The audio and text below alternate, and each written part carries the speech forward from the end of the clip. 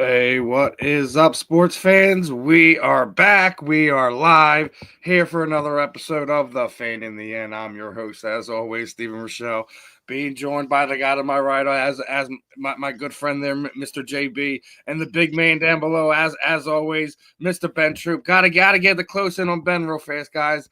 We got his new show shirt just popped out, and definitely gotta give them some love. If you guys love no weddings in the fall, and we want to show Ben some love, head over to justbladeclothing.com. Make sure you grab some shirts. Make sure you guys are showing Ben some love. We got a lot more fun stuff going on. We got a lot of fun stuff going on here, both in our lives, both in the NFL. It is an absolutely crazy week. This is what happens when the league calendar year starts, free agency starts. Everyone starts going crazy. GM starts going nuts. Players starts going nuts. There's been a lot of stuff to go on, and I want to hop right into something, that kind of developed over here the last few days. Obviously, Darius Slay leaving, hops on a podcast, basically sitting there saying that the Eagles are going to need some leadership on the back end. CJ Gardner-Johnson winds up hopping on social media, gives his rebuke to the whole situation there, and in a pretty quick turnaround, we wound up getting CJ Gardner-Johnson was traded to the Houston Texans. Obviously, CJ had gone on, and he had already been on stream and kind of let everyone know what happened. Like there was no bad blood about it. It was purely business thing, which I think is nothing but BS. But that's besides the point. I think between what happened with Slay's interview, CJ getting on it, what had already transpired over the last 3 years, Philadelphia, Detroit, and everything like that, I think it just got to the point where they didn't want to continue to have to make I guess adjustments to how CJ was behaving, and just they felt like they were just wanted to get the best out of him they could. They go grab a offensive lineman depth, do a depth, and do a pick swap there. I guess we'll start right off with Ben. Man, what are your overall thoughts about this? I thought it was really abrupt. I was saying the surprise thing was going to be Dallas Goedert being traded. Did not have CJ Gardner-Johnson being traded on my bingo cards for this offseason. How are you feeling about this one, my friend? You're on mute. You're on mute. My fault. My fault. There you go, brother. I wasn't surprised for a lot of reasons. Darius Slay, we don't know these people personally, but Darius Slay don't seem like a person that's messy or malicious. He's not saying anything from a derogatory way. But if you've ever met Chauncey Gardner-Johnson, you know this guy will take anything. He'll take offense to anything. But this is why I think they let Chauncey go. 2 off seasons ago, we was talking about what? Jalen Hurts, Nick Sirianni in the offseason. Then you had A.J. Brown saying stuff in the offseason. And they've gotten away from that stuff, man. Look, dude, let's stop making headlines for stuff that's not football related. Darius is trying to get good content on his podcast. And he said, I didn't say that Chauncey couldn't be a good leader. I'm saying that Blankenship don't be the one in that secondary. That is not coming at Chauncey. But let me tell you what Chauncey realized real quick, and every single veteran need to look at this. You are not good enough for us to deal with your dirty line. Chauncey Gardner-Johnson had 6 picks the first time with the Eagles, 6 picks the second time. But I think they get rid of Chauncey because, dude, you got Slay phone number, right? Call him. Why did you tweet him? And then AJ comes in and try to be the peacemaker. And I guarantee you, Sirianni said, "Do y'all got cell phones? Yeah. Use them. Call, hey, bro, what you doing?" And that's the part I don't get is Chauncey did come back and say, "Ain't no bad blood." Well, dude, perception is reality in this business. Once you put it out there because of who you are, and Darius could, people can say Darius because he got released. It could be sour grapes. I don't think that's what it was. I just think that Chauncey is in the AFC South. He's going to a good team. But if Chauncey think that he going to get revenge, if the Houston Texans play Philadelphia going to beat the hell out of Houston.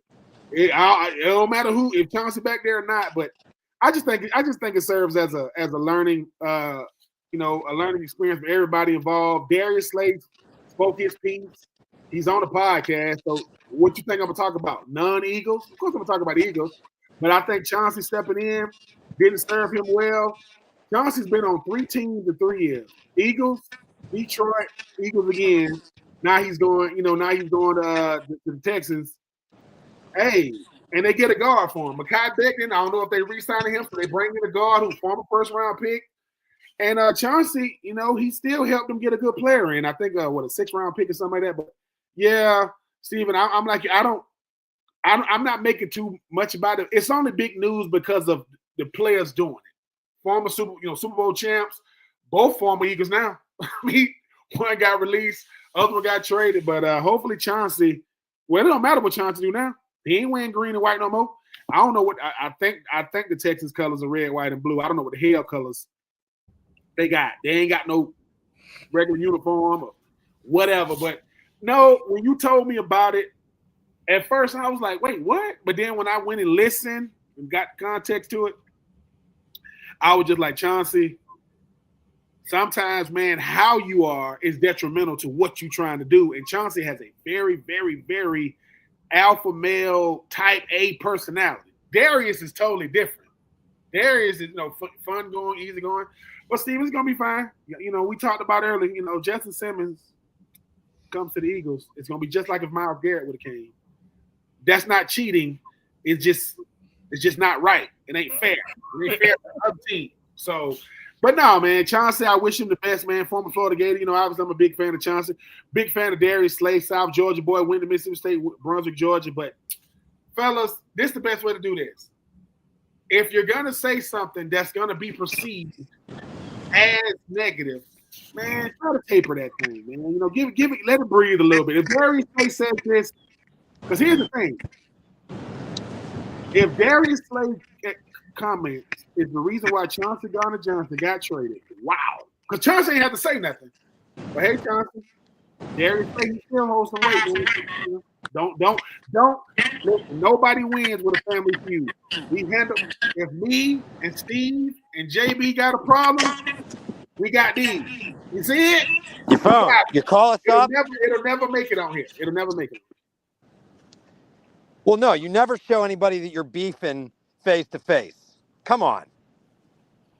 Well, sometimes some things need to be aired out, but like Ben was saying, if you ignoring phone calls and stuff like that, that's when stuff needs to spill out that way. Like only when it's like I need to hold you accountable for this because you're just ignoring the situation, XYZ, BZA. Like it's one of these things where I totally agree. I think his response to it probably had to play a part in the worst. I think the worst part about it wasn't. I think it was just about he kind of felt slighted because when Darius Slay's like I'm leaving and they're going to need some veteran leadership. I guess he's like, well, what am I? And let's be honest, he may not be like the captain with the C on his chest, but like he was part of the lifeline of that defense. He was, yeah. So I mean, we all gonna feel slighted now. You said it. Let me say this. I am not mad at what Chauncey said, but Chauncey wasn't wrong. Chauncey was wrong in how he responded, not that he responded. Because we all listen. Certain things you can take away from sport. If we all work together, and all of a sudden, I'm doing an interview, and I'm like, I don't know what the hell wrong with JB and Steven, man. I was like, what the hell? And you're like, wait, because. Listen, people say guys don't got egos. The hell we don't. We got egos the size of Pennsylvania, not Philly. So I'm not mad at Chauncey. I just think Chauncey needs to know Darius Slay is a former on his body. You were a current Eagle. So Chauncey, basically what we're saying is you need to come on the fan in the end, and you need to get it out the field. Come on the fan in the end, Get it off his chest. You know what I'm saying? You can come on here and say what you want, baby. It was no ball at all. Go ahead, you know. And then the one thing is he'd already said, thank you to the city. Obviously, he didn't want to leave. He didn't want to be traded, but showing his love for the fan base and making sure that at least the fans know where they stand with him, is still, I guess smoothing things over that way. But I mean, it's just a rough one to wrap your head around. JB, your thoughts on this one before we move on to the next one? I mean, I just feel like it's a sad situation any way you look at it. It will hurt us.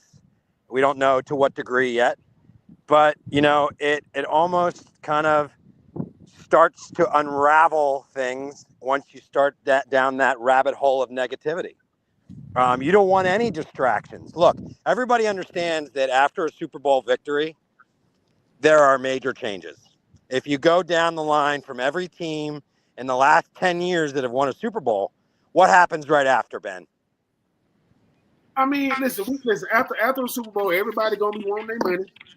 Everybody gonna be wanting they 15 minutes. But then, I think the scariest thing, JB, after the Super Bowl, everybody started thinking they're more important than they are. No. Yep. Everybody gets too big for their britches. Yeah, because it's like this. One of the best players on the defense is Bond, right? You don't even hear him. You don't even hear him talk. He makes zero comments because he's an athlete first and keeps his two divisions, home life and career life, absolutely separate. I mean, like I said, if we are colleagues, friends, acquaintances, and we know each other, just call me. Because you call me for two reasons. You call me so we can air it out, get it, and you call me just in case other stuff come up, and I can say, listen, if you hear some stuff that did not come from me, because sometimes we live in a world of sensationalized news. Yep. Sometimes it just comes down to, how like somebody saying something, Steve and JB, it don't matter, Steve, it don't matter who it is, but if the wrong person, you say, wait, you said what? Who said that? Really? All right. Because most people, you don't worry about it. But the right person says, you go, oh, I'm going to highlight it. Johnson, you will be missed in Philly, but you will be missed until they kick the ball off. I mean, that's kind of. And good luck on your future. And you're definitely not going to win a Super Bowl next year. Listen, if Philadelphia is in the Super Bowl against the Houston Texans, just turn the TV off. it's going to be even that. Brian asked if we seen Tiger Woods had gotten another injury. Yeah, he got an Achilles. An Achilles or something. Left Achilles torn. Tiger Woods need to drink some milk and sit the hell down. Tiger Woods got injuries like a football player, dude. So, hey, Ben, I hate to say that karma is a mofo, but unfortunately for Tiger, bro, his body has started to defeat him. As an athlete, once you get to a certain point, I've seen it with my favorite baseball player ever, Mike Schmidt. Steven can relate to this story. Mike Schmidt retired mid-season. Steven, right? 1989? Yeah. He went into the locker room mid-season and said, "That's it. That's a wrap." Saw his performance start to decline at such a rapid pace that he was doing a dishonor to himself as the Hall of Famer third baseman, one of the greatest of all times in the 500 home run club. He couldn't hit himself out of a wet paper bag. So unfortunately, Tiger Woods, maybe you need to transition into a coach, a hitting instructor, or some type of PGA, insider kind of like almost go to become an announcer or something in the golf world that he can excel at. But I'm sorry, his body has let him down, and I think he needs to retire. Oh yeah, and listen, Tiger Woods supposed to mic drop. What are we like? What 3 or 4 years removed from him winning his last Masters?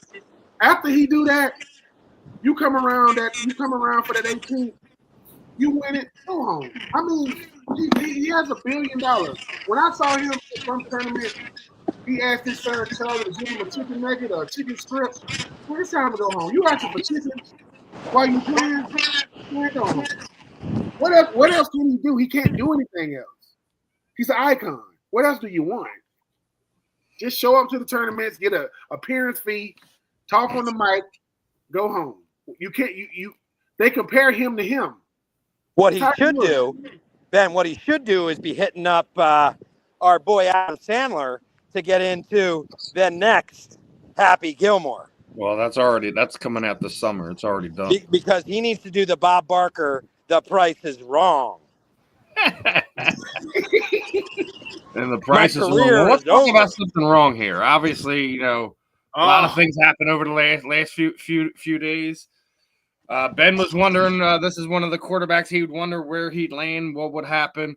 What do you think of Justin Fields going to the New York Jets, trying to write that franchise up? I'm happy for Justin Fields because him and his former teammate get to reunite with each other. And I'm not talking the fake reunion of Devontae Adams and Aaron Rodgers. Justin Fields, 2 years, $40 million, $20 million guaranteed. I'm happy for him because Justin Fields got a raw deal in Chicago. Then he goes to Pittsburgh to play incredible the first 4 to 6 games, to then get big for Russell, last name Wilson. Now he's back in New York. Now, I think what's going to help him is Aaron Glenn is going to help him. I think Aaron Glenn is going to help Justin Fields shine. Here's the only problem. Got to play Buffalo twice. Got to play Miami twice. And New England seems to be doing really, really good in free agency. So he might end up having a good season, and they might still end up fourth for that division. But I am happy for Justin Fields. Yeah. Yo, but Ben, Buffalo got a lot better. Yeah, we'll get on paper. We'll get there. We got to go through our little quarterback carousel real fast, and I want to get to this next one. Obviously, we got to talk about Zach Wilson is now to his backup, and I actually think that's a better situation for him than what we were just talking about with Justin Fields, because I think between the two of us, at least me and Wally, we feel that Tua should be enjoying his life on a beach somewhere, not trying to get his next head injury. And obviously, Steven, I'm not one to tell anyone. I live in Miami. Steven, I live in Miami. So I get those news reports every day.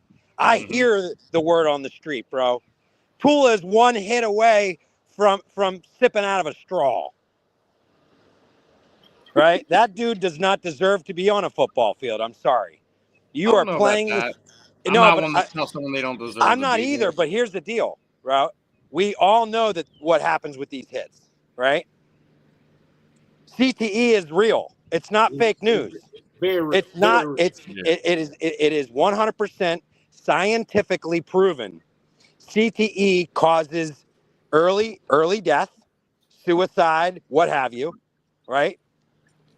And how many more hits does that guy need to take? Yeah.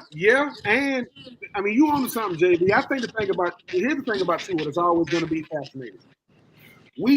Most guys have concussions and they go into the tent. They lay there for a little bit, take their helmet off, they walk over, get in their blue tent, they take them inside. Tua, both times we've seen the effects of what happens right there for everybody to see.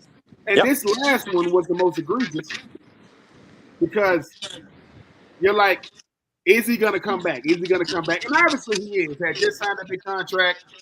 Obviously, Coach Mike McDaniel will come out and say the right things. But I do agree with you, JB. Football is cool. The rest of your life It's is all cooler. you have. So listen, I'm gonna support Tua and whatever he's doing, but Zach Wilson needs to be ready because Tua, you can take away. Listen, the concussions is the most egregious part. That's the craziest part. Tua is known to get hurt outside of that. He still has injury issues. So Zach Wilson, we've seen what Sam Darnold got to do in Miami. I mean Minnesota. We've seen what Baker Mayfield has done in Tampa. Geno Smith, what he did in Seattle. Now he's getting traded back with the coach Pete Carroll. With Las Vegas.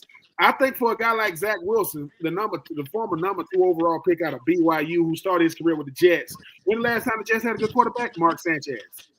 Yep. Rex was head coach. So Zach Wilson is not just Zach Wilson is proving 2 things. One, I'm going to a team that wants to win. I'm going to an offense that is really, really dynamic, and Tyreek Hill will be there. He gonna be there. And I might end up being the starter sooner rather than later, whether through injury, concussion, or proxy, or straight wins it out. Yeah. Well, no, I don't think Zach Wilson's going to beat him out of training camp because there's not going to be a quarterback competition in training camp. But Mike McDaniel brought Zach Wilson and said, "Look, man, you see, I'm talking to you one-on-one. Ain't nobody here but me and you. I'm gonna say the right things to Tua because I love Tua, but Tua is a concussion away from not being able to play football again. Like, well, no, let's take it even further. Play football is one thing, but how about being a human being and functioning as a human being? He's one hit away from not even being able to do that. Yeah, survive life. Yeah, I mean, all right, there is life after there. Look, football is great. We love football. But at the end of the day, you still are a human being after practice, before practice, during practice. Bro, if you can't speak, you can't move, you're in a wheelchair, that's your own fault, Tula. And as a former player who's been a former player for a long time, let me be the first to say, people say there is no way after sports is better than sport. That is a lot. I'm telling you, and look, I'm not on TV, don't want to be. I'm not in the limelight, don't care about it. But I have more fun now because I do what I want to do with whom I want to do with it. I don't necessarily control my 24 hours like I want to, but I'm close to it. So when people be thinking, well, Ben, what is he gonna do? He's gonna do it. He's freaking Tua. He can go in the booth. He can go into coaching. He can go home. He can do that too. Because when people be acting like, what is he gonna do? He's 20-something years old, man. He has a wife. He got kids.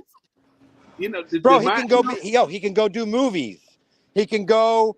He can go live in Hawaii. Ain't that where he from? Bro, how much money does he have in his bank account at the end of the day? If today was his last day in football, I think that he would be able to survive. Listen, if somebody said, hey man, I gotta go, football is over for me, I gotta go live in Hawaii. What? Yep. Gotta go home to Hawaii, beautiful beaches, sand, good weather, gotta go. Listen, and I got millions in the bank. If y'all don't sit the hell down, man, I don't want to hear that. I don't want to hear it. Now let's go on to the next one. I think it was just as surprising as everything else that we've seen in the last few days. Was we were going to talk about some Myles Garrett. I said this last night, and I think me and Ben had even joked about this off the air. That Cleveland kept Myles Garrett, and I guess one of his requests on top of them putting a no trade clause in his contract was he asked for a Super Bowl winning quarterback. It's not his fault that the Browns organization was stupid enough to go trade for the backup for the Super Bowl winning team. Well, only the Browns. All jokes aside, I think we were just talking about how Justin Fields didn't get a clean slate to start things off. I didn't think Kenny Pickett got a good shake in Pittsburgh either. I kind of felt like he was the fall guy for a lot of Mike Tomlinson's deficiencies on offense. But he gets a clean go at it this past season here in Philadelphia. Got to be a part of his hometown team as they go win a championship. As Kenny has been a longtime Eagles fan. Now he has an opportunity to have a whole year where he is the guy. He's going to be the guy there in Cleveland, and I think it's a good opportunity to show that he's not a failed number one pick, that he's not the backup quarterback, that he is a starting quarterback in the NFL, and it's going to be interesting to see how they can put it together because people tend to forget Cleveland wasn't that far off. They're just missing a few things, and they've lost a lot of time and money at the quarterback position. It is almost like an ongoing joke. Bears with Browns fans that they have jerseys with, the list of former quarterbacks' names all down it. Now we're going from Watson to Kenny Pickett. They might need a second jersey at this point in time, but I like the opportunity for Kenny. Obviously we didn't really care about the quarterback swap there. It's a thing where Kenny doesn't have to sit behind Jalen Hurts and Tanner McKay because he wasn't beating Tanner McKay after the second. Plus, he brings the only Super Bowl to Cleveland. Listen, Let's talk about the truth, guys. Yeah, he brings that Super Bowl swag, right? So I hear a lot on recent articles about what it does to you personally, right, Ben? I know you've seen this, right? Mm-hmm. Getting that ring, right, changes your whole player perspective, right? Because once you get into that bowl and you win one, you have a certain swagger that happens, right?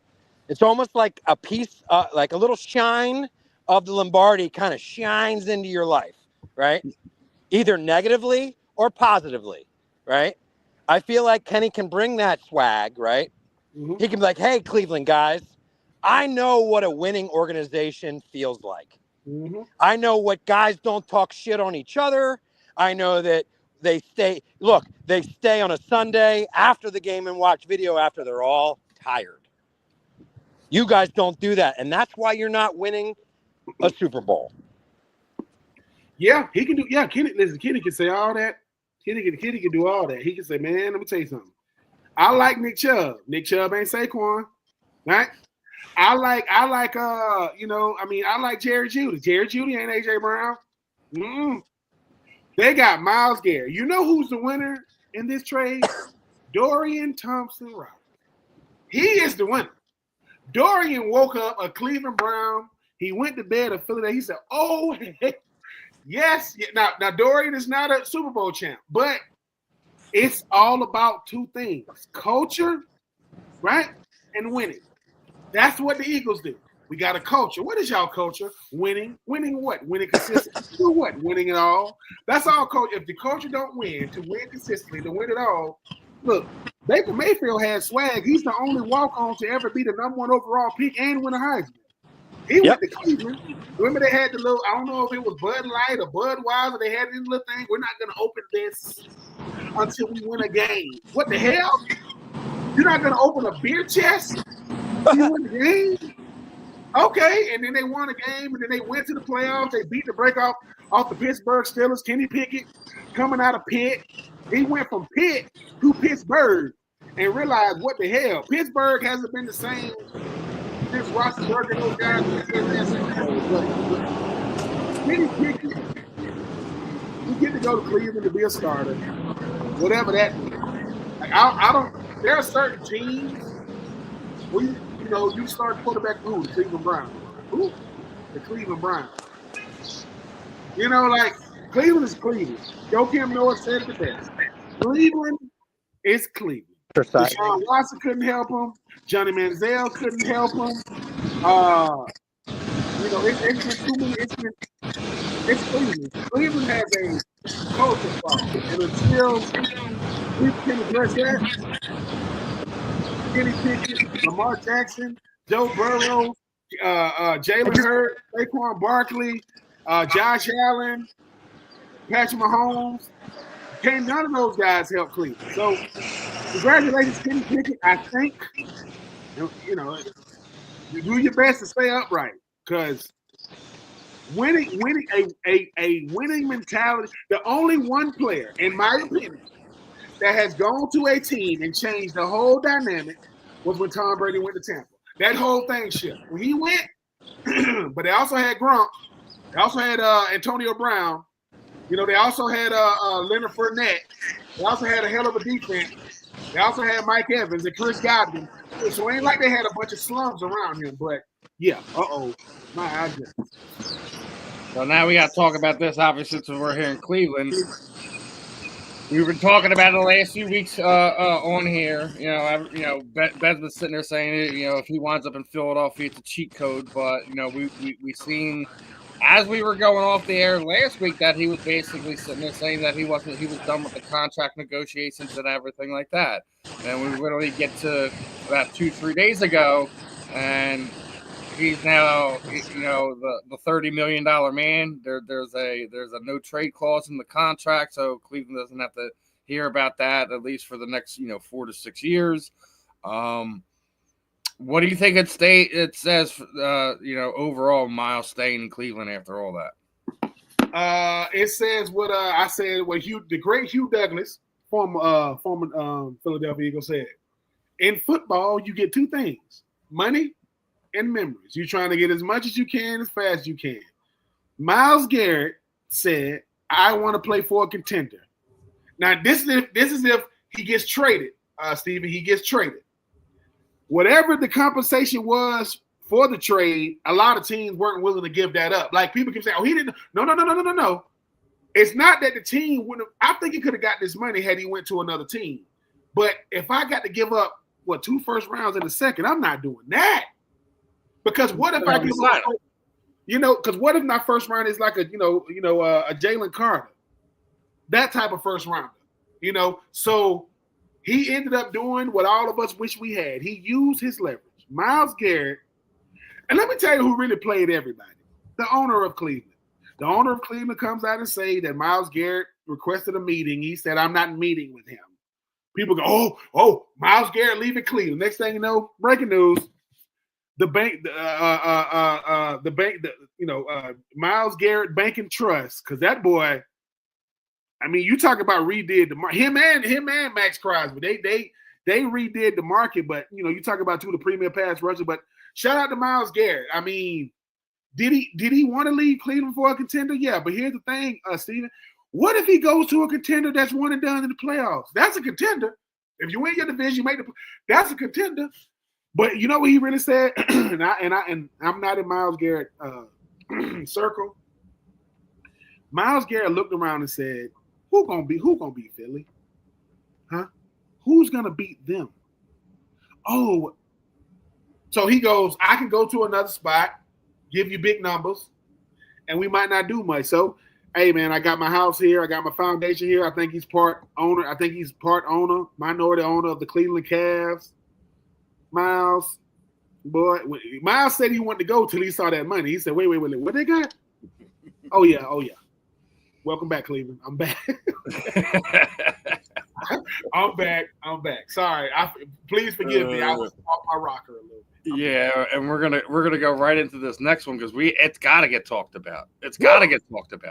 Josh Allen gets that bag, man, and he he's another one of them guys, and obviously, he's probably been one of the underrated quarterbacks that we've talked about over the last few years, as far as the notoriety, I guess, in the public eye. But he hasn't done this. So he's white Jalen.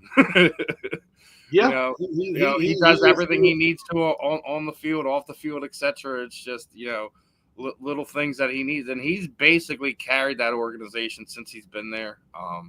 So I'm happy he got paid. I'm happy they got that done with, and they can continue to build what they're doing over there in Buffalo. What are your thoughts on his contract there, brother? I knew as soon as I was watching the football honors and I saw him win the regular season MVP, I said he gonna get paid. And I agree. What's up, Ian? I agree with you, Steven. and this goes back to the controversy, excuse me, of Darius Slay. Darius Slay was asked who the elite quarterbacks. Who was one of them? Josh Allen, Joe Burrow, Patrick Mahomes, Lamar Jackson. And here's the thing: people gonna say, why would he say Jalen? He says, look. Y'all ask me who are the elite quarterbacks. To me, Jalen Hurts is an elite quarterback, but Jalen Hurts did it through his resume in regular season, postseason, Super Bowl. Josh Allen was the second team All-Pro. He was the MVP. Josh Allen, just like a Jalen Hurts, has the hopes and dreams of an entire organization to win their first Super Bowl. Now, Jalen won Philly's second Super Bowl. Josh Allen got $330 million. 330. You know what's sad about that? You know who make the same as Josh Allen? Trevor Lawrence. Trevor Lawrence and Josh Allen make the same.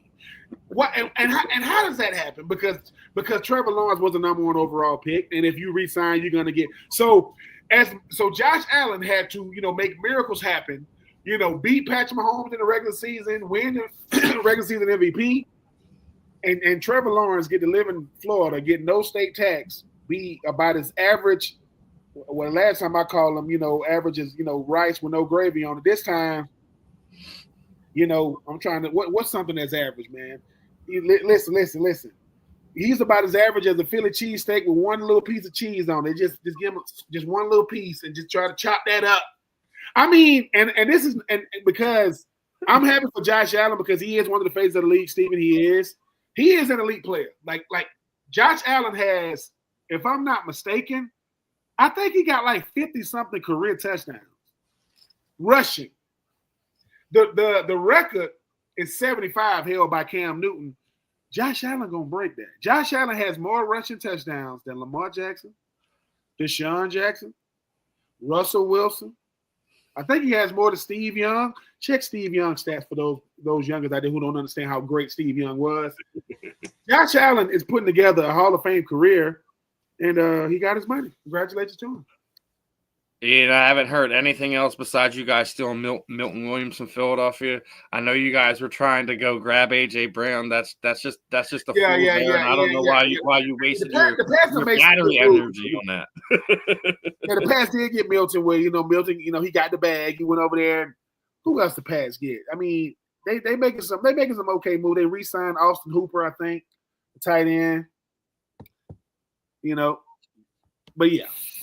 Until the Pats look halfway, competitive in that AFC East, it's much to do about nothing. Love you, Mike Vrabel. I think you're gonna turn it around up there, but y'all gonna have to show me. I came across this one, Ben. Josh Allen's payouts per minute. Okay. Josh Allen will make 100. Josh Allen will make $100 per minute for the next 6 years after signing a $330 million extension, $55 million per year, $4,583,333 per month, $1,057,692 per week, $150,684,093 per day.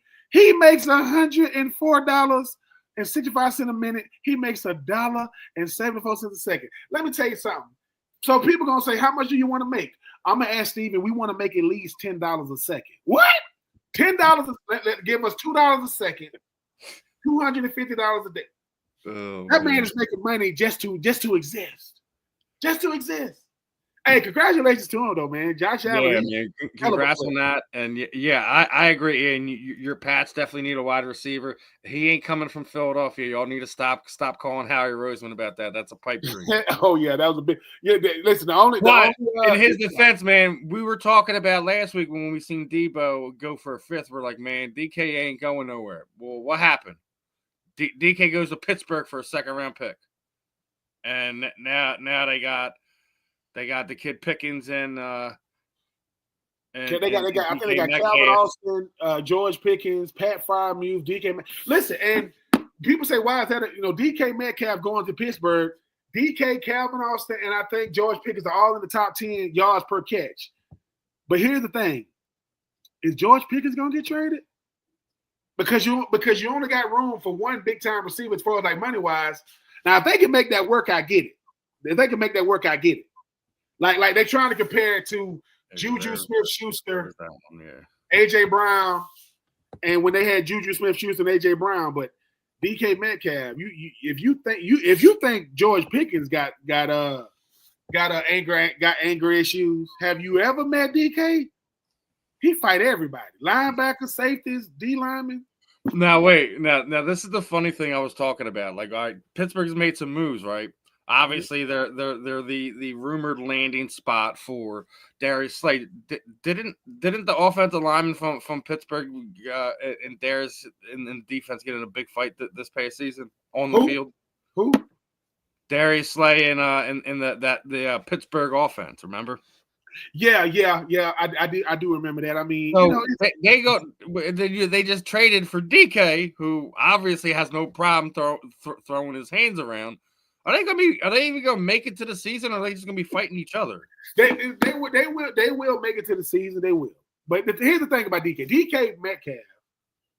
They say off the field he's really, really like mild mannered. Yes sir, no sir, yes ma'am. But on the field, he can't help himself. I mean, he built like an action figure. He looked like an X-Men character. He does. I mean, I get that part. So you ain't finna just listen. You know how people say you're gonna just run up on somebody when they got their pads off? You ain't running up on DK. You listen to me. You might want to run up on him, and then you go, "That's him right there." Yeah. Well, I ain't know he looked. Whoa. Okay. Well, you know what I'm saying. So all of y'all, Twitter finger warriors, y'all, y'all message board, you know what I'm saying, maniacs. You're not gonna run up. Listen, you're not gonna run it. So if you're from Seattle, if you're from, Cincinnati, Baltimore, you ain't running up on DK. And if you do, you're gonna run up to get done up because you're gonna get done up. He gonna get you right. George Pickens is like 200 pounds, and George Pickens, he pissed at something. I don't know what he's so pissed at, but he mad every game. So I don't know how they're gonna spread that ball around. I don't know who's gonna be throwing on the ball. Who's gonna be throwing the ball? 2 DK, 2 George Pickens, 2 Pat Freiermuth, 2 Calvin Austin. Right? We're gonna get into that one in a second. I wouldn't mind seeing somebody like a Jameis Winston get the shot to go there. Not see him go dying in being a New York Jet. I think Aaron Rodgers is going to complete the Brett Favre trifecta, and he's going to be the Minnesota Vikings quarterback next season. Especially with now Minnesota's loading up. They just signed Jonathan Allen, who was just released from the Commanders. They just signed Isaiah Rodgers away from us out here in Philadelphia. That defense is retooled. You already know they got Justin Jefferson. They have one of the better passing offenses in the league. I like the fact that can play where how those two guys line up. There is a lot of rumors that Aaron Rodgers is going to Pittsburgh. I don't know about that though. He probably will. Aaron Rodgers might end up in Pittsburgh, and we're gonna have to deal with that. Breaking news. But did you see Ben? Sorry, Ben. There was another Ben that jumped on social media yesterday. So Ben Roethlisberger got onto a post yesterday in a Steelers helmet. Okay? He said, "Steelers, I can still play. All right? You put me in, coach." And you know what Steelers, and you know what Art Rooney and Mike Tomlin said, and okay, good, you can still throw. But guess what? We can't bring you out here and one of your shoes is a 14 and the other one is a 17 because your foot broke in the other one.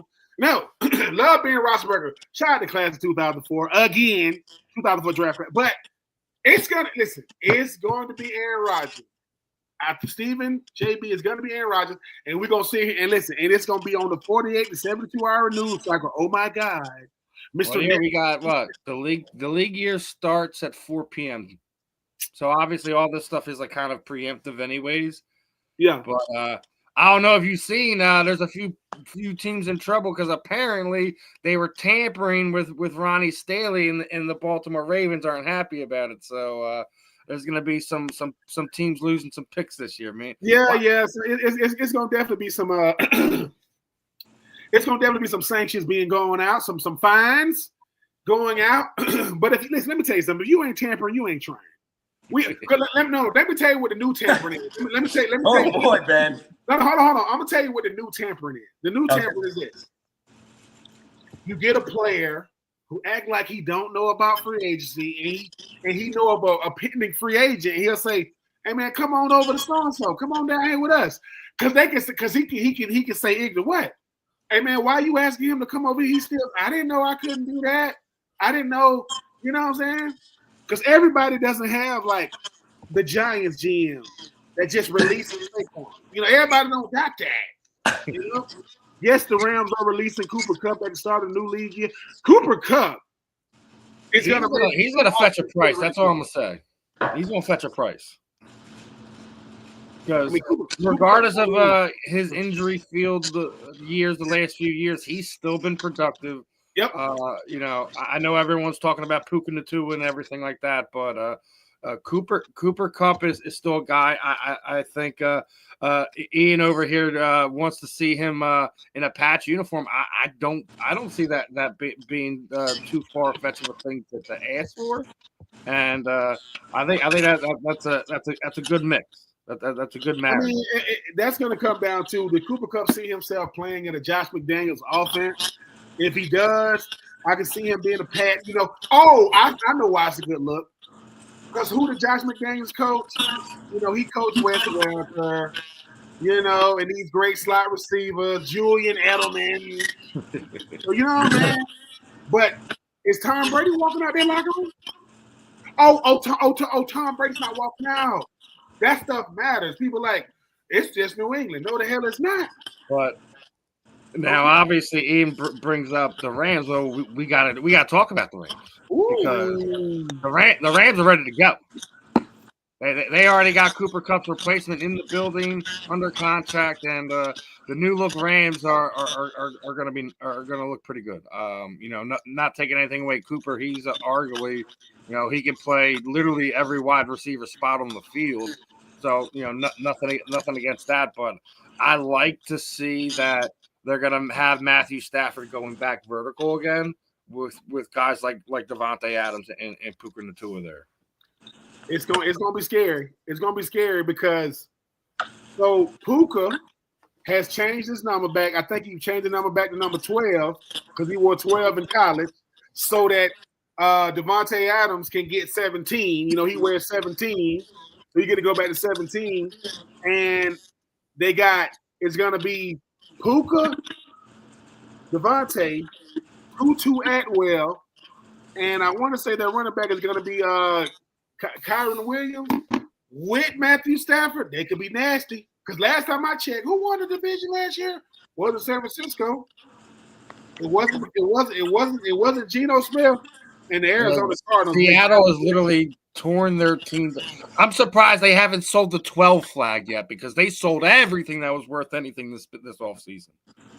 Yeah. The Seattle Seahawks gonna look like the Seattle Supersonics. You ain't gonna know what the hell going on up there because DK leaving. Lockett gone. Geno Smith gone. Pete Carroll, he's over there with Las Vegas. Bobby Wagner, he's with the Washington Commanders.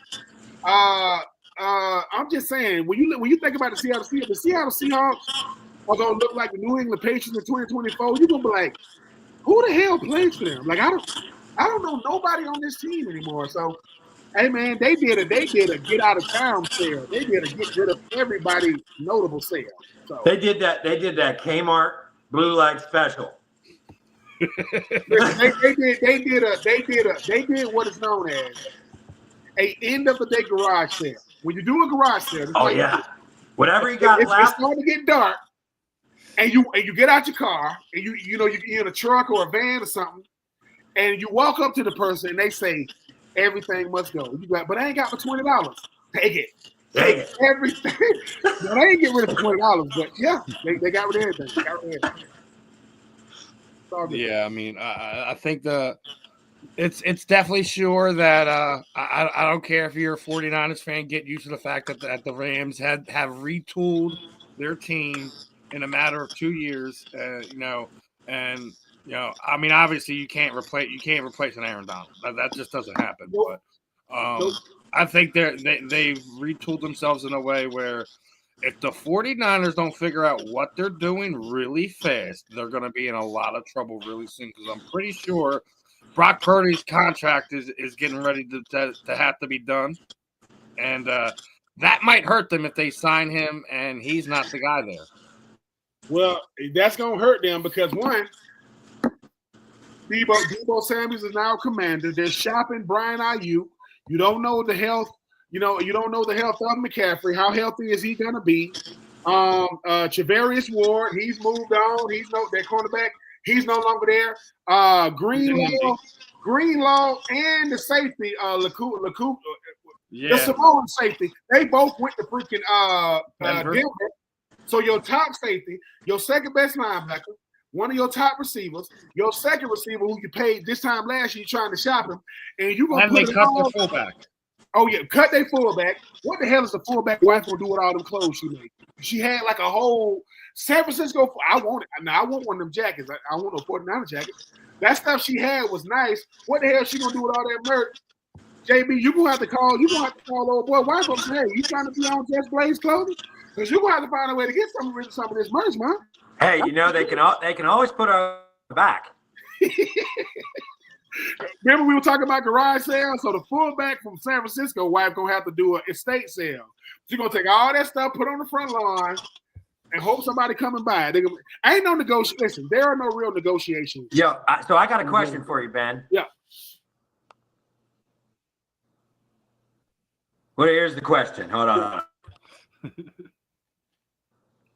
Ian asking all these questions. Ian's asking the right question here for you. Are you gonna have his fun in the chat right now? He's keeping himself entertained with us for the time being. So, I love the question. We know we've converted him. Yes. Ian, let me tell you something, Ian. Let me tell you something about me. It doesn't matter that I'm a Dirty Bird fan because they're not a real football team. It's to the point where nobody's gonna come on here and say, "Ben, you're giving the Eagles too much love." Well, if the Eagles up 28-3, do you think they're gonna lose? No. They're not. Man. You see what I'm saying? Let's just say that Ben is still a little sour from the Super Bowl. I'm sour as hell. He's never going to let the Atlanta Falcons live it down. I'm going to say this again. If myself, Steven, and JB are on the Falcons and we up 28-3, we're not losing. Listen to me. Listen. We're going to call a timeout and look at each other and say, like on Remember the Titans. Listen, if they gain one more yard, I'm taking you all out. They go, how do you do that? Like, you're up 28-3. How do you do that, Matt Ryan? Julio Jones? Michael Burnett Turner? How do you do it? The only way it would have happened is if Schaub would have came into quarterback and he shout out to Matt Schaub, should have got a ring. We're back dredging this one back. Johnny Manziel would have messed that up, man. You know what I'm saying? Jamarcus Russell wouldn't have messed that up, man. What are we talking about? And I played with Jamarcus. I love Jamarcus. So you think Dak would Dak been able to do it? Now Dak, something. Now Dak and Tony Romo, they could have done it. How about Donovan McNabb? Donovan McNabb would have won 28-3. Listen. Donovan. Now we would have won 28-27. Yeah, we would have won. We would have won 28-27. But I'm just saying because of David Akers. Yeah. Not because of McNabb. Listen, Wally doesn't want to give Donnie any love. I'm sorry, bro. He is a hater. And speaking of somebody ain't gonna get no love, I gotta talk to you about this one. Okay. Ooh. Daniel Jones is went through 3 teams in 1 year, and that now he's going to be with Shane Steichen in Indianapolis. And oh wait, can someone remind me again where the tush push originated from? Oh, that's right, Indianapolis, right? Under Frank. Yep. Mm-hmm. under Frank Reich, Yep. Nick But Sirianni, it's all Michael Andy Jackson. Though. Dyson, But Philadelphia, though, but Philly, listen, it ain't about the originator. Listen, Michael Jackson did not invent the moonwalk. He just perfected it. He did not invent it. But when he did it, the guy who invented it said, well, there it is. I mean, it's a wrap, right? When Nelly was out, he was doing all that country grammar stuff, saying over here about he didn't invent that, but he was on the big stage doing it. You know, and people said, you know, people said the reason why people from St. Louis wear Band-Aids on their face because they used to get beat up. That's what people say. You wear the Band-Aids on your face because you used to get beat up. Anyway, that's what I heard. I'm just saying, don't get mad at me, St. Louis fans. I'm just telling you that's what they said. Now, when you start talking about the tush push, the brotherly shove, the Eagles perfected it. Because guess what? Buffalo does it more than the Eagles do it. They do it more than the Eagles do it. They just ain't that good at it. So with Daniel Jones might be in the best position of all quarterbacks. You know why? Anthony Richardson. Can you hear me knocking? I knew this was coming. Anthony Richardson. Listen. Can you see my face? Let me tell you something, Anthony. I love you because you went to Florida and I got to love you. They are sick of your inconsistencies. Joe Flacco was a better option for Indy in 2024, but Joe Flacco is Joe Flacco ain't that much younger than me, if he is younger than me. I'm telling you right now, Anthony Richardson, when you 6'4", 6'5", 250 pounds, running 4.4, and you don't live up to it, that's how you get people fired. Daniel Jones is coming because Daniel Jones wants Sam Darnold. He wants what Sam Darnold just did, right? He wants with these quarterbacks that's going to different places. Because people saying, man, you telling me Daniel Jones is a better player than Anthony Richardson? No. I'm telling you Daniel Jones might be a better option for Indy because Indy is tired of the freak at quarterback. They want a quarterback who can play the quarterback position consistently. And so for Daniel Jones want to do it for two reasons. One, he want to tell Brian DeBoer and that whole Giants organization, F y'all. And I mean it. I mean it with a passion, right? Well, that's what Saquon did. And for this reason too. We talked about ego earlier, right? As men, let's take football out of it. You trying to tell me I'm not that good for the Giants? The Giants? I mean, the only difference in the Jets and the Giants is the color. That's it. They are the same organization. They both play in the Meadowlands. So I just think for Daniel Jones said, his agent said, where do you want to go that you think you got the best place to start? Indy. That was easy. Indianapolis. Why? Because I've seen Anthony Richardson. I tell you what, because people don't think Troupe, you've been a little hard on Anthony Richardson. Go look at QBR. Go look at QBR for quarterbacks, and I want you to tell me where Anthony Richardson ranks. He's going to be down there in the 25 to the 32. Look it up. I'm just Steven's on it. Top QB. QBR. I'm getting ready for our next one here, buddy, because we got one more quarterback carousel to go through. And speaking of Carroll, because now we have Gino and Pete Carroll back together in Las Vegas. Whoa. Because people think I be lying, JB. Maybe think I be lying, Steven. I am looking at the top QBRs in 2024. I said Anthony Richardson is going to be between 25 and 32. Anthony Richardson is rated number 28. You know who he's in front of? Caleb Williams, rookie. Dak Prescott got hurt. Gardner Minshew is Gardner Minshew. And Will Levis. Will Levis is number 32. If Will Levis would have been number 31, I would have. Will Levis is number 32. Jesus. Will Levis has the worst QBR. We can guess what Tennessee is doing in this draft, right? Yeah. They saying they might not go with a quarterback. Listen, Nope. Mason Rudolph is no longer a Titan, and Will Levis is. Oh boy.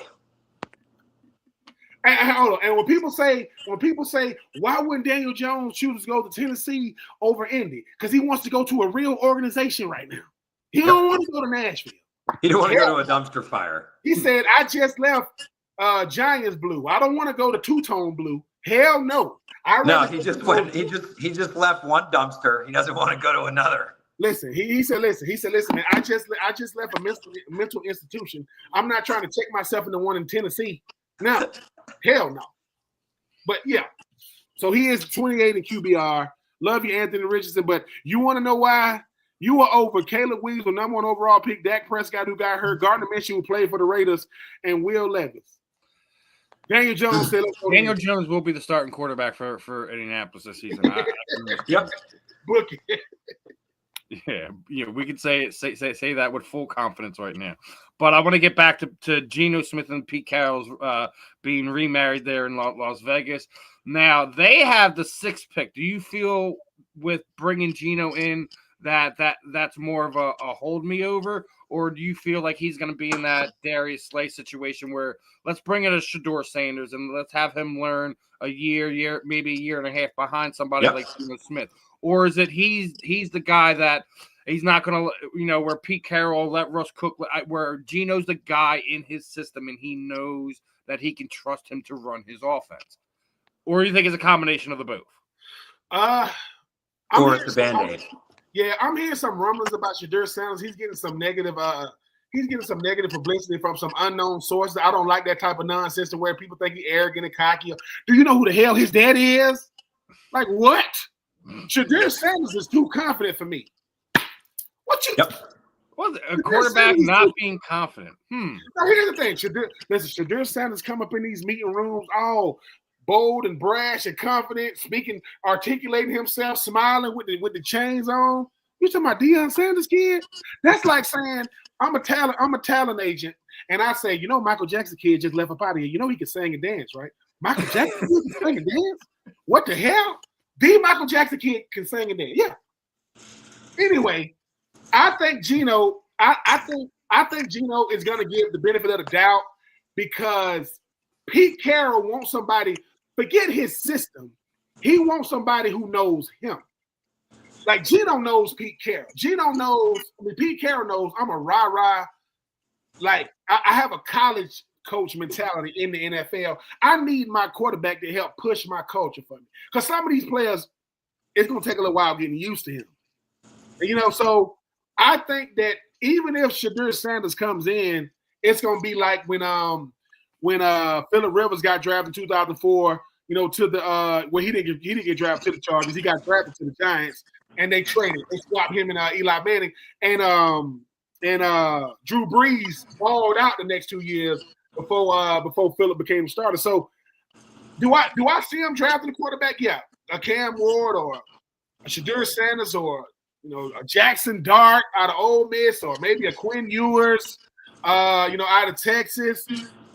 I don't think they're gonna get a quarterback that high because they have to. I think they get it out of necessity because Geno don't get hurt that much, right? But except for when he takes that one punch. Oh yeah. I mean, he's it's. I think that Pete Carroll. Listen, you get you some receivers in there. Yep. You got arguably the best tight end in football, at least stats wise. And maybe Geno. Listen, Geno is back. Geno proved 2 things. One, Pete Carroll don't like Russell Wilson that much. Because everybody thought Russell Wilson was going, to the Raiders. Pete Carroll goes, nope, I'm not dealing with a guy that needs 2 parking spots. And, I got to buy tickets to Sierra concerts. I'm not doing that. He just wants Geno. So I'm not doing that. So Geno has earned the benefit of the doubt, but I can still foresee them potentially getting a quarterback because nowadays I got to have 2. And if I don't have 2 and the season going well, that's why Kenny Pickett, to me, was the MVP potentially of the Eagles in the regular season because he kept the season going. It didn't derail when Jalen got hurt. That's what a backup's supposed to do. A backup is supposed to say, hey man, if y'all need me to be Robin at any time during the season, I got y'all, baby. But that's also I'm one snap away. Yep. That's also dangerous because Jimmy Garoppolo started 4 games and got a contract. He got a big contract to the 49ers in the offseason. Bro, our boy Matt Schaub had 1 game when he beat the Patriots. Bro, the Texans gave him $42 million guaranteed. Listen, I'm not. Listen, Matt Schaub. I'm not even lying. Look it up. That's class. Please, Listen, that's correct? 04, that's 04 draft class. I got too much love for the 04 draft class to slander them. But I will. I'm not slandering. He took it straight to the bank. Good for him. I'm not mad at Matt Schaub now. You know what I'm saying? That boy got a last name that's hard to spell and easy to pronounce. I bet you can't spell it. Try to spell Schaub if you want to. Put that in the spelling bee. Bet you're gonna mess it up. But I'm happy for Geno Smith because once again, Geno got drafted by the Jets. Yeah. Getting drafted by the Jets is like getting drafted by the Browns if you're a quarterback. It is like quarterback purgatory. It's like you go there to just, dude. It's like the last Jets. Listen, you know how bad it is. Aaron Rodgers go. I started with Green Bay. You know, after Brett Favre. Where did Brett Favre go when he left Green Bay? He went to the Jets. I'm gonna go to the Jets. Yeah. How did he end up? And people say, "Hey man, how are you gonna remember the Aaron Rodgers era and with the Jets? What era?" Fumble. All I remember about the Jets era with Aaron Rodgers is a Netflix special and him getting hurt. That's it. He got a Netflix special. Now, where he no, and we can talk about the other aspect of that was what was Hassan Reddick had his whole his situation this past offseason. He was in Japan or whatever, walking around doing whatever he was doing, and the money thing didn't work out for him. I think he only he got like barely $1 million more than what he was asking for, so he got 14 to go down there to be Tampa Bay Buck. But I think that puts them back in the conversation of being one of those teams that can just go from being a playoff team to a playoff contender. It just depends. I mean, I know that the Bucks re-signed Levante David to a 1-year deal. They still got Vita Vea. They still got Antoine Winfield Jr. in the secondary. They still got Mike Evans. Chris Godwin re-signed. Is Hassan Reddick going to show up? Is he going to show up in training camp? Is he going to show up in mini camp? Is he going to show up contract? It's not like he was just traded there. That's where he wanted to go. I mean, Todd Bowles, maybe you respect Todd Bowles. He going to show up. Well, this Hassan Reddick stuff was crazy. Like, you want to know how bad it is with the Jets? Hassan Reddick is all you need to know. I ain't going. What? I ain't going. You couldn't pay me? Nope. There's no way that I would go there. Because let me tell you something. They have a good defense. They do. Listen, they do. Yeah. And here's the thing about Tampa. Tampa has won that division like the last 3-4 years in a row. So they're not afraid of nobody in that division. They ain't afraid of Michael Penny's going to be the quarterback for Atlanta. They ain't afraid of Bryce Young with Carolina, and there ain't a soul on the planet Earth afraid of Derek Carr. Nobody is. Nobody's afraid of Derek Carr. I'm just telling you, that's not possible. So I think Hassan Reddick is saying, let me go to a scene like with the Bucks, established. They got Mike Evans, veteran, Chris Godwin, veteran, Vita Vea, veteran, Antoine Winfield. These boys have won Super Bowls, and Baker Mayfield is resurrecting his career. And you in the NFC South. The NFC South is equivalent to the AFC South. No one cares. No one cares about the AFC South. No one cares about the NFC South. They can switch, and no one cares. So I guess I'm happy for Hassan Reddick. Maybe he can go down there and resurrect his career. But and I know we ain't gonna get to it, but the guy from San Francisco who quit on his team, the linebacker, we're gonna have to talk about that the next show. But he said some stuff that make that's really, really funny. But Von Miller getting released, hey. Yeah. You see who the first person who tweeted Von Miller was, right? Who tell me about the tampering. Who was tampering? Lane Johnson. Lane Johnson was tweeting the waving hand. Listen. Von Miller probably has a year or let me say this. He's not an every down outside. Like he's just a pass rusher. He's a third down player now.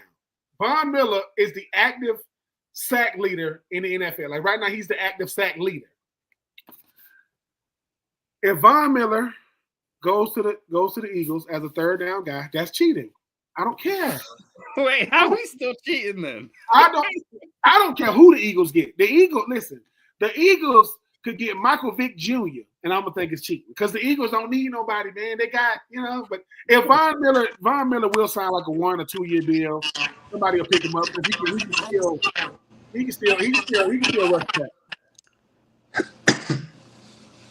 And then we'll have to go right into this next one because with obviously let's stay with that Bills theme right there because the Bosa brothers aren't being reunited, and Joey Bosa is now a Buffalo Bill filling the hole that was just left by Von Miller. What are your thoughts on that one? Is it one of those situations where Bosa's got to stay healthy before we can even entertain this as a good option? You said it. You just said though, Steven. If he's healthy, he's gonna help. If he's healthy, I mean, top 15 pass rusher in the league. If he's healthy, Joey Bosa can play the run, he can set the edge, and he can be disruptive in the pass game. The problem is, the last couple of years, Joey Bosa has been home more than he's been on the field. He's been hurt more than he's been active. And your bones, unless you and Adrian Peterson, your bones don't get, healthier as you get older. They get more stiff and fragile. So I don't know if he take his supplements, he drink his water, get in his hyperbaric chamber. I don't know what he does. But he's going to frigid temperatures. It's cold. No. There's cold and then there's Buffalo. Buffalo is. Listen, when I visited Buffalo when I was a free agent, I visited them around this time. I get out the plane to Buffalo, and all I hear is this crazy wind blowing. We're driving to Buffalo, and we're driving to the stadium. I asked my driver, I said, what is that boat doing out there in the water? He said, oh, it froze out there. Is somebody in the boat? This is what he said. I hope not. What the hell you mean? Somebody can be frozen out there in the river? Like, yeah. I said, how cold do it get in Buffalo? He said, this is how cold it is in Buffalo. Oh, crazy. You would come outside in the morning, you can't even see your car because it's snow everywhere. He said you could get all the snow off your car, come back inside for 10 minutes and come back outside, and it looked like it did before you. I can't deal with that. I can. My plane had to go through like this thing the way it melted. It was like the plane went through a car wash that it had to melt all the snow off just so we could fly. Hell no. I'm not playing for the Bills. So, and I just want to touch on this one. Like we've already did a lot of stuff with the Eagles as we normally do, but apparently Schefter said they're not done shedding contract weight. So, in my head, that leaves two people. The one we'd already talked about, Dallas Goedert, and the other obvious one should be Huff, right? Yeah, it's kind of forgotten about him. Yeah. It's that second one is going to be interesting because the National Football League is a business, and tough decisions have to be made all the time. Mm-hmm. And here's the thing that we ain't saying, Steven. They've already been to 3 Super Bowls. They won 2 of them. And they just avenged the loss they had against Kansas City. So either a player is going to have to is either going to get cut, restructured, or traded because Devonta Smith paid, A.J. Brown paid, Jalen Hurts paid, Lane Johnson paid, Saquon Barkley paid. And speaking of that, I want to show you this one, the cap graph. How are we still paying people right now? We're the top 2 teams of just having dead cap money. It's so what Howie Roseman does. People, when it comes to the cap, people are talking about how much money you're making per year, like each year. So what he'll do is he'll go, I'll put a bunch of that money in the signing bonus, right? I'll put a bunch of that money. I'll defer some of that money to a roster bonus in 2026 or a workout bonus in the summer of 2025. So what Howie does, he goes, look, your GM supposed to do two things. I'm supposed to know how to get the players in, and I got to maneuver around this salary cap. I got to finagle these numbers. And Howie is I don't understand why these other GMs do. Like, people get so caught up in. I'm gonna say this again, Steven, if you're gonna make $40 million, and Howie said, Steven, we're gonna give you $39 million signing bonus, and you're gonna make $1 million in 2025. Who cares? People are like, I want to make my money each week. No, I want my money now. Give me the up. That's what they did with Saquon. They're gonna give him a bunch of money. When you see 2 years, $40 million extension, that looks like $20 million a year. No, they're not gonna give him $20 million a year. They're gonna give him a bunch of money up front. Like, people get so caught up in how it looks. Look, if somebody said, look, you got a 3-year, $40 million contract with $35 million guaranteed, and we're gonna give you $25 million in a signing bonus, and you're gonna make $10 million, within the first 2 years. Sign me up. It's like, if you're gonna get your money, you're gonna get your money. And Howie Roseman is telling Sirianni and them, bro, I got this. Listen. I went to law school, so I'm a lawyer, and I'm a GM. I know about tampering. I know about sanctions. I know about penalties. I know how to maneuver around this money. So when people ask how you get AJ, how you get Jalen, how you get Lane, how you get Saquon, don't worry about it. Y'all are the 31 teams. Y'all keep on doing the dumb stuff and watch us keep winning. And guess what else they did? Getting rid of CJ Gardner-Johnson. They get that money up. That money's gone. Now Houston got to take that money up. That's why you can sign Bond. Because guess what? This is why you really have to do it. Jalen Carter, Nakobe Dean, Nolan Smith. You know what I'm saying? And I mean, all those guys. You're talking about.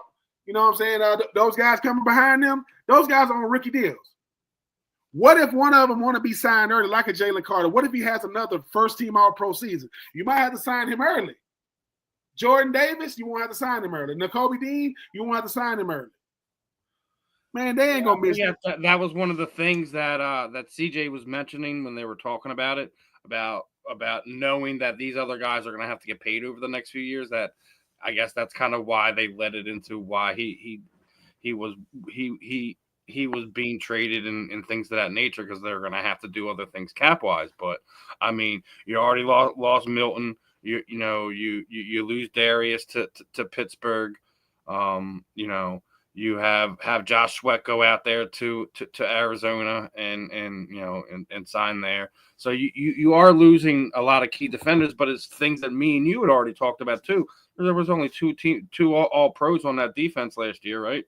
Mm-hmm. And we already brought the one back in Zach Bond, and obviously if Jalen Carter wants to get an early out of the rookie deal, I wouldn't be surprised, nor would I be upset about it. But it's one of those things you hope he kind of at least gives us into that fifth year. Mm-hmm. But I'm not going to hold my breath over it or mull it over and anything until it actually happens. But I do feel like we're not done seeing Hallie wheeling and dealing. Oh, listen. Milton Williams, he has 11.5 career sacks, right? That's a comp pick. How many Pro Bowls he got? None, right? Now, Josh Sweat has been a Pro Bowl. Have you ever been the first team All-Pro? No, right? Chauncey Gardner-Johnson has been a Pro Bowl. His best 2 seasons happened when he was in that defense, right? So Isaiah, even Roger, those guys, I'm happy for them. But let me tell you something. They get rid of you for 2 reasons. Either one, you cost too much, or we can win without you. That's why they get rid of players. Yep. So if the core of your defense is 21, 22, 23, 24 years old and they're on rookie deals, which means I got access to them to the next 3 or 4 years, because when their contract come up, I can franchise them. And I can franchise them again. And Nakobe Dean, we won the Super Bowl, but you was hurt, right? You were hurt. Josh Sweat is a good player. But do you think Josh Sweat is the same player without Jordan Davis next to him and Jalen Carter next to him? And Nolan, we're gonna see, right? We'll find out. Yeah. So you got to factor all that stuff in when you're saying Myles Garrett is good because he plays for Cleveland, and look at what he does. How many players do that? Miles. Max Crosby is good. How do I know? He does it for the Raiders. So I'm happy for those guys getting their money, but Milton Williams got paid. We're going to see how long he keeps that contract with the Pats because now he got to do Jalen Carter type stuff. For that type of money, I need all pro type play. We'll see. I guess one of the last few signings I'm going to go over here was this one. DeAndre Hopkins is now going to be there in Baltimore. They have 2 good wide receivers now. They have 2 good tight ends there. They have one of the best running games in the AFC, point blank and period, regardless if you're talking either Lamar or Derrick Henry. So that's going to be interesting. Yeah, D-Hop, they hope that D-Hop is what Odell Beckham wasn't. When they brought in Odell Beckham a year ago, they thought that Odell Beckham was going to be a nice addition, with Bateman, and Flowers. And, I just think that when you talk about this offense, pick your poison. They got guys everywhere. I mean, Derrick Henry, Lamar Jackson, it's going to be crazy. But I think for D-Hop said a couple of years ago that he wanted to be able to play with a guy like Lamar Jackson. When he get him at the tail end of his career, he just got to prove that he can go out there. Agree there, Brian. I think that is the best fit for D-Hop. When you looked at everything going around, literally, he doesn't even have to be the one. You can still let Flowers, let him be the number one, and D-Hop's just like, all right, let the double roll over to him. Let me get some more one-on-ones and watch him have a nice 70-80 catch season with 1,100, 1,200 yards, 8, 9, 10 touchdowns would be ideal if you're a Ravens fan. Listen, DeAndre Hopkins. I mean, when people say, "Man, how good is DeAndre Hopkins?" Like people think right now. If DeAndre Hopkins' career ended right now, he has 984 catches, 12,965 yards, 83 touchdowns. He has 3 first-team All-Pros, 2 second-team All-Pros, 5-time Pro Bowler. This dude is on the outside looking in to be a Hall of Famer, man. Like, what do we D-Hop can play. It's just that now he gets to serve as more of a mentor to these young receivers, and he gets to do something. I know he went to the Super Bowl and lost with Kansas City. He went from Houston to Arizona to Tennessee, to Kansas City. Now he get to go to Baltimore. Maybe he could be a missing piece. We will see. But congratulations to D-Hop, man. He get to go to the Charm City. Get to go to B-More. Yeah, I mean, I think that's a great move for them. It's you couldn't ask for a better fit. That's exactly what Brian just said. And, like I said, there's so much stuff going on right now. We were lightly talking about the Bears last week. They made 2 more moves. They stole your 2 different players from y'all. They stole your starting center, and then they stole Grady. And they stole Grady Jarrett as well. The Chicago Bears are, without a doubt, in my opinion, they're a playoff team. Yeah, listen, the Bears are a playoff team. They trade for the guard for Kansas City. That's how I started. Then they go and get the center. Well, they get the center from Atlanta. Then they get Grady Jarrett. Right? They're gonna keep making. Ben Johnson is making it a point to tell Caleb Williams, I am going to protect you. You being upright will not be a topic of contention or concern in 2025. Now, Grady Jarrett not being a Falcon is going to be weird to me. But now you go Grady Jarrett. He's almost like he's like your BG, right? You know what I mean? He's been there like 10, 12 years. Been there like 10 years. Here's a crazy thing, right? Here's a known fact about Grady Jarrett. The best D lineman to ever play for the Falcons is a guy by the name of Jesse Tuggle, in my opinion. Jesse Tuggle was a beast. This is what people don't know. You know who Jesse Tuggle's kid is? You know his son's name? His name is Grady Jarrett. That is Jesse Tuggle is Grady Jarrett's dad. That is people go, what? Jesse Tuggle is the father of Grady Jarrett. So literally, they had two different generations of this bloodline running around in Atlanta. Yes. So, I mean, shout out to them. But shout out to them Bears, man. They understand what's going on in Detroit. They understand what's going on in Green Bay. They understand what's going on in Minnesota. And they trying to compete, man. And Ben Johnson knows that in order for us to be good, we got to build from the inside out, not the outside in. You start with the trenches, O-line, D-line, guards, centers, because interior D linemen disrupt offenses way more than outside pass rushers because they the closest one to the quarterback. You know, the fastest way. Listen. The fastest way from point A to point B is a straight line, people. So I'm happy for what Ben Johnson is doing. But while y'all trying to get better, Minnesota is better. Green Bay is better. And Detroit is the best team in that division. So y'all might be wanting to shore that defense too. That is some good moves with the starter free agents. That's what I said. Like it's funny because Cal Hurt said it almost a month ago. There's more excitement in Chicago than there is in Dallas, and I'm not going to completely crap on Dallas because the very unexpected. You see both CeeDee Lamb and Dak Prescott restructure contracts. They do bring back the basically the highest paid special teamer in the league right now in Turpin. And listen, they absolutely had to keep Turpin. He's a game changer as a kick returner. And if you're Dallas Cowboys, you have to keep him. But now Dallas does have money. There's no excuse if you're a fan, a part of that organization, whatever. There is absolutely no excuse for you not to go out there and make moves. And bring the fact that you waited till now to where we are sitting today, and you don't have a contract for Micah Parsons is insanity. Yes, it's top level insanity. I would have made sure he was paid before Max Crosby signed, before Grady Jarrett signed. Yeah, you could have two teams that has hurt themselves the most in free agency because they didn't sign players. The first is the Dallas Cowboys and Micah Parsons. You know who the second team is? Because Cincinnati did not play Jamar Chase, they're going to have to pay him $45 million. He's going to want $15 million per stat line, and he's a triple crown. Listen, who led the league in receiving yards? Jamar Chase.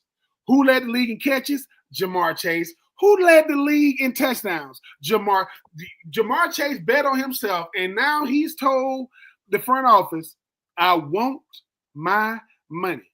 He's going to want $45 million. So I know that Joe Burrow has come out and said he's willing to take less money so you can sign guys. Well, Joe Burrow going to be like, hey, dude, you making about as much as me. Mm-hmm. Yeah, because I'm a first-team All-Pro. I did in all three categories. We are not, listen, we might not be winning because of me, but we ain't losing because of me.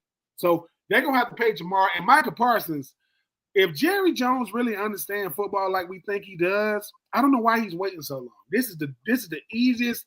Tony Romo never had to wait on the contract extension, right? Jason Garrett coached there for over a decade. And you making Micah Parsons wait. That's why the Dallas Cowboys are the laughing. If you want to go to a comedy show, it's a place in Dallas Fort Worth called Jerry's World. Just go in there. It's a joke. Beautiful. It's a joke, man. It's gonna be much to do about nothing. And if you're looking for excuses, ask a Cowboys fan, and that's anywhere. They're all over America. They make excuses, and their number one hashtag: wait till next year. That's what they're gonna tell you. You just wait till next year. Okay. For what? For nothing. I mean, it is rough. I mean, for like the player side of it, like, I mean, you've seen where Jerry was, 30 years ago with how he was involved with everything, how he talked to his players, how he connected with his players, and to where he is now.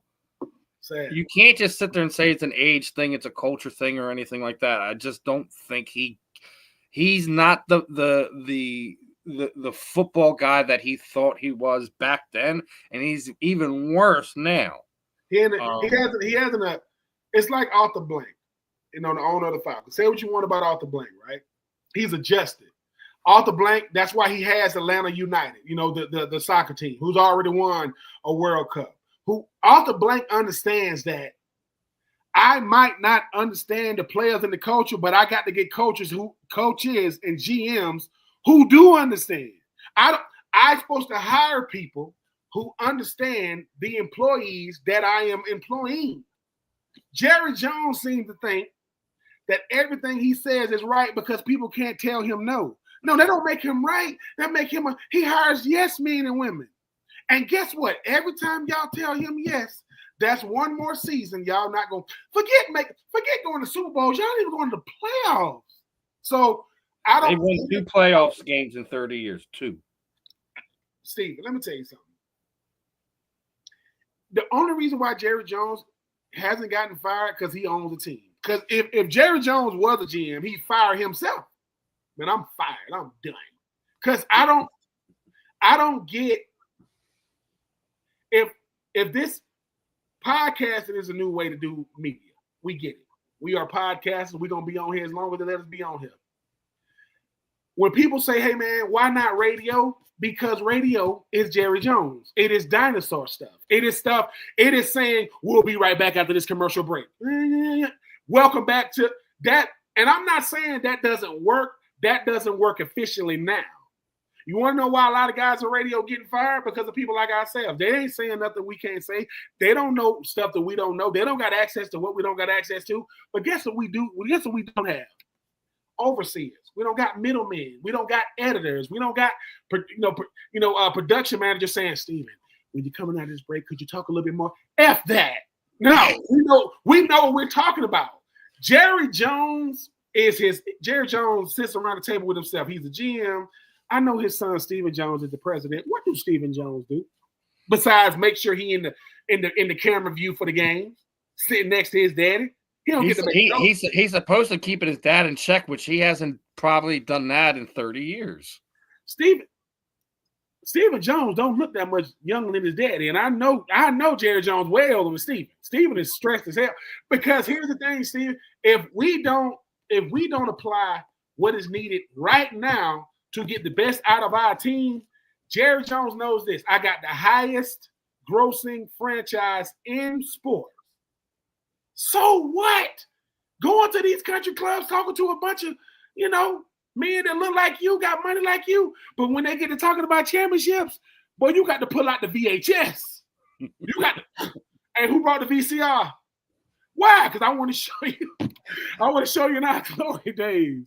I'm just saying, man, you ain't won since the 90s, dude.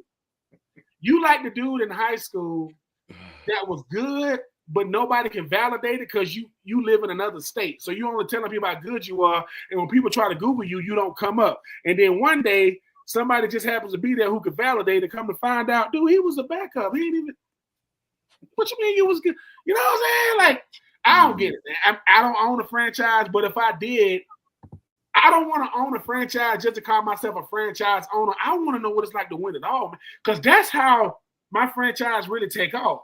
And I get it. Marketing now, Jerry Jones is a genius. Marketing, yeah. Continue to let him market. Continue to have him doing that. Yeah. He's a marketing genius. But winning. But as far as like, if I'm a Dallas fan, like the day-to-day stuff, the personnel stuff, stop. Get somebody else in there. Anybody that does not have any relations or connected to the Jones family. If I'm somebody that cares about that team, that's what I would go to them with. As an Eagles fan, I am very happy to sit here with my marshmallows and watch the fire. Yep. But Steven, the thing about it is I want my team. I don't want people to be talking about my team like I don't own it. And like we're like dinosaur. Like, you know how people say, yeah, they won one. Well, they won one back in like 66, right? 65? No. They don't want to. Jerry Jones doesn't understand. You're gonna get the credit if y'all win, dude. And here's the thing, Jerry. We sick of you now. If y'all win it, good God, you're gonna have a show that come on every day. He'll have a show on NFL Network, the Jerry Jones Show.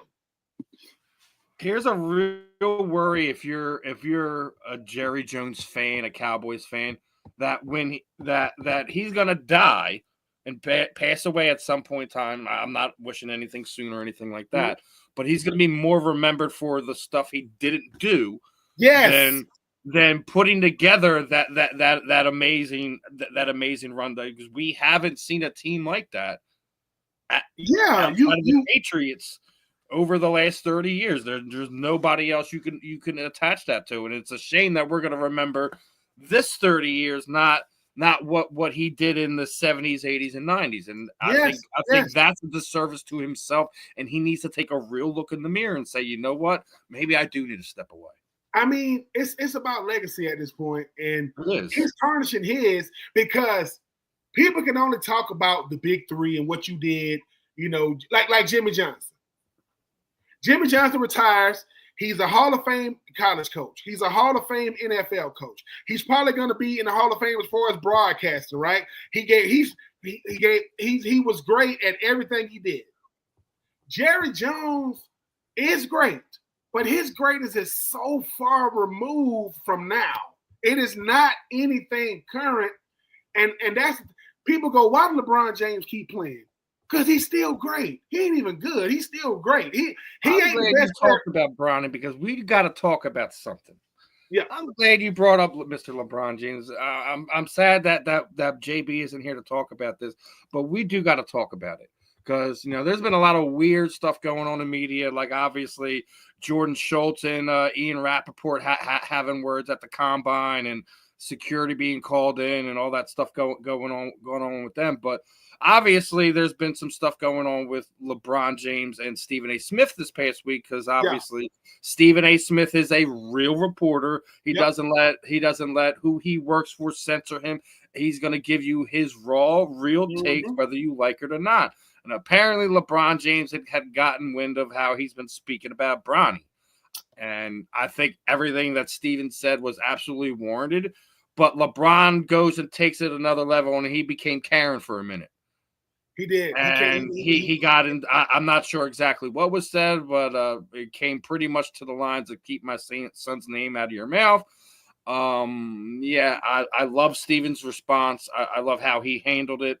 And one thing I'll say this, listen, Bron, if you don't want someone talking about your kid, you shouldn't have willed him into the league, onto your team, and interjected him into the end of your legacy. If you didn't want people to speak about him, how they're speaking about him, because I completely agree with the fact that he was an okay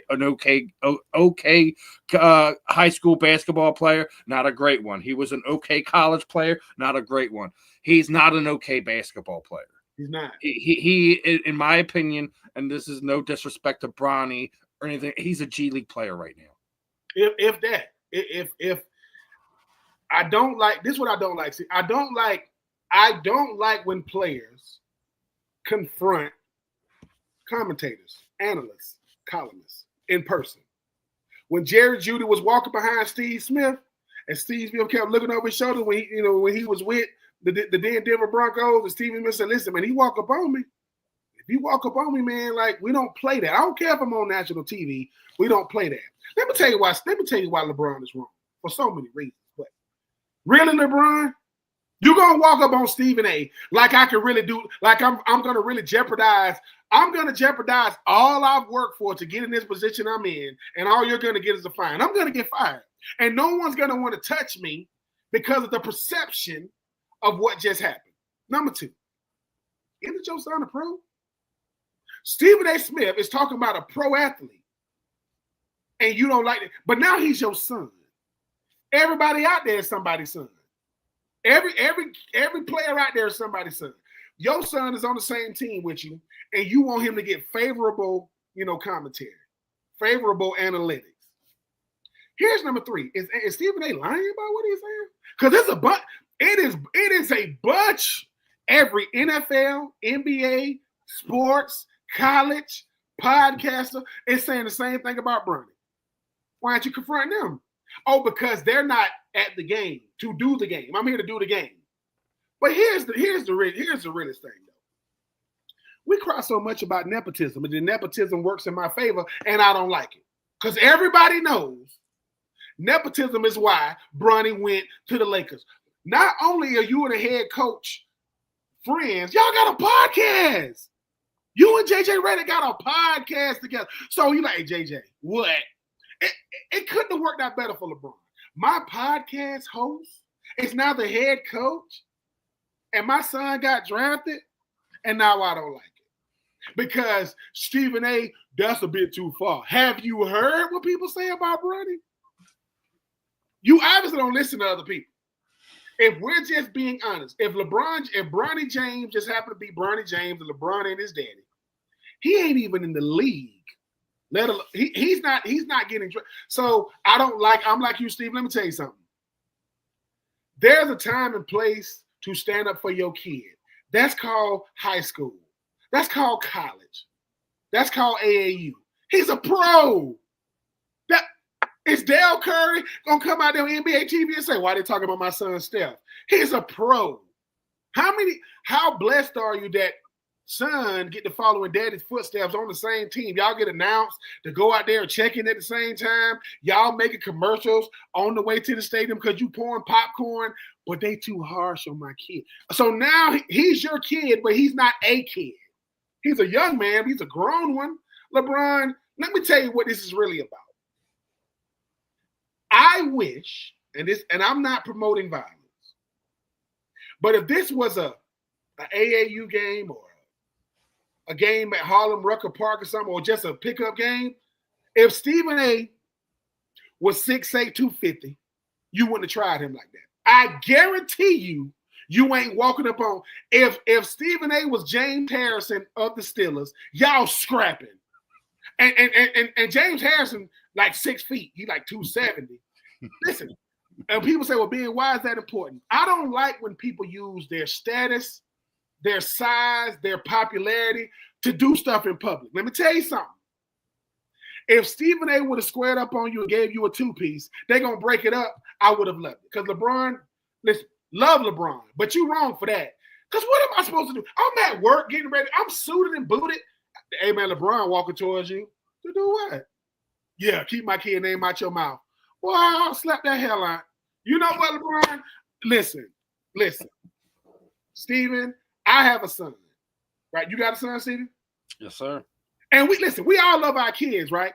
But if we had a tournament and ain't no cameras around, hey, come on, Ref, that's a fun. If my son is in the pros, he's won. Say what you want. I don't care. Hey, man. Now, I heard what the other 5,000 people said about Bronny, but you was rough. You too rough, Stephen. No, dude, you got a vendetta with Stephen A., and you use your son to address it. Because I don't think LeBron really likes Stephen A., right? But he ever has. Man. I don't think he ever has. I think he's given LeBron his respect, but I don't think he overall likes what LeBron stands for. Not just as a role model, because that's not role model material in my opinion.